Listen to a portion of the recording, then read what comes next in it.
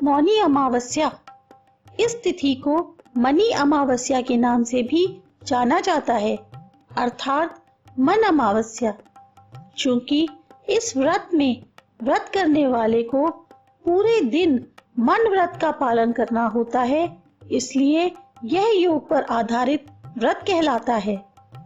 शास्त्रों में भी वर्णित है कि होठों से ईश्वर का जाप करने से जितना पुण्य मिलता है, उससे कहीं गुना अधिक पुण्य मन का फेर कर हरि का नाम लेने से मिलता है।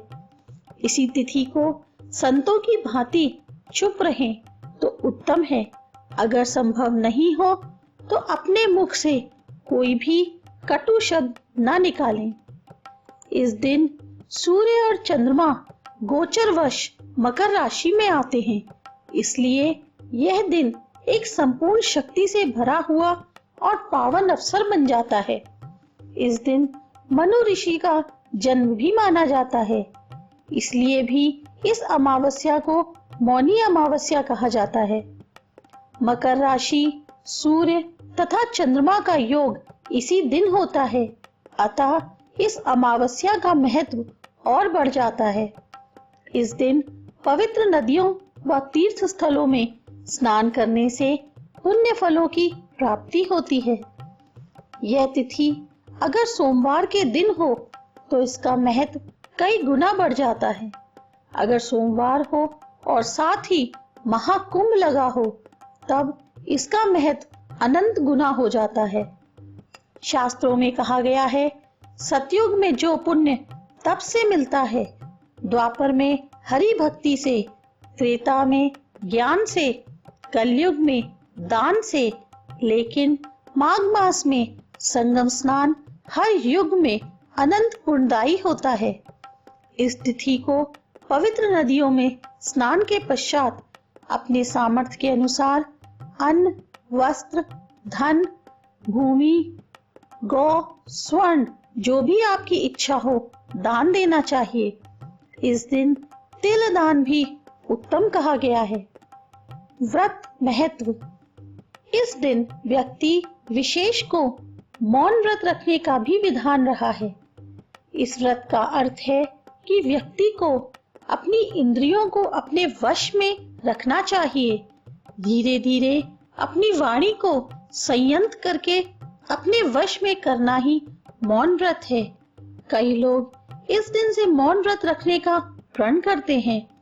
वह व्यक्ति विशेष पर निर्भर करता है कि कितने समय के लिए वह मौन व्रत रखना चाहता है।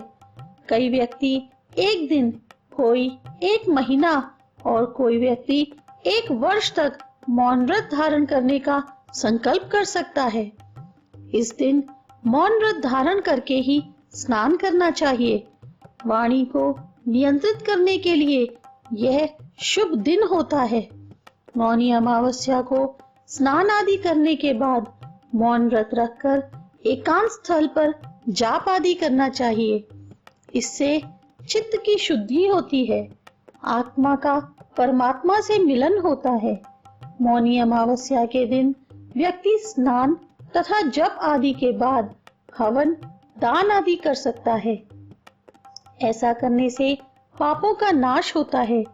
इस दिन गंगा स्नान करने से अश्वमेध यज्ञ करने के समान फल मिलता है।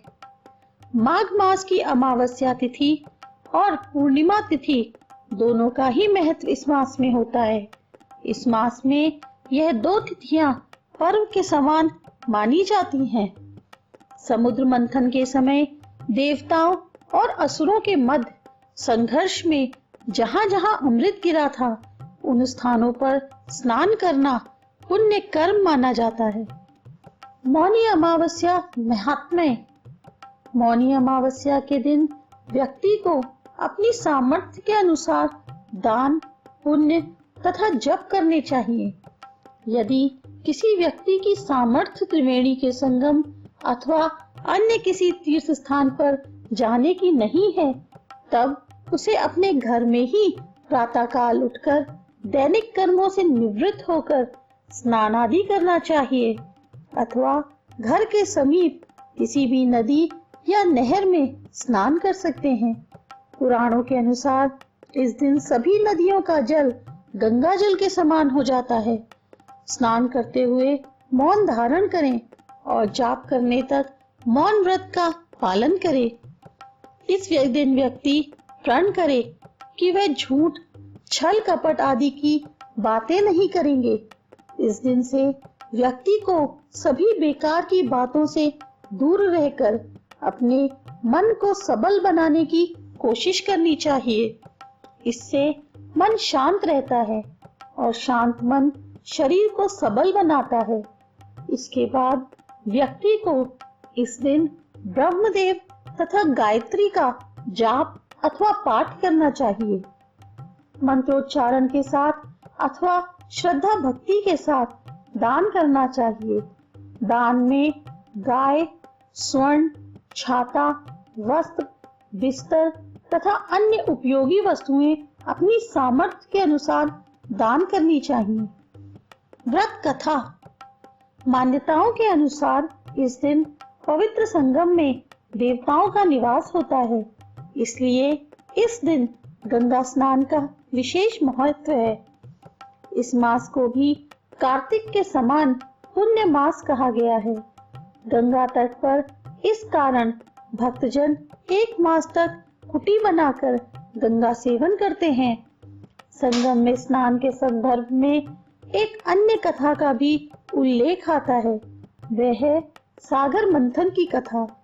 कथा के अनुसार जब सागर मंथन से भगवान धन्वंतरी अमृत कलश लेकर प्रकट हुए, उस समय देवताओं एवं असुरों में अमृत कलश के लिए खींचातानी शुरू हो गई।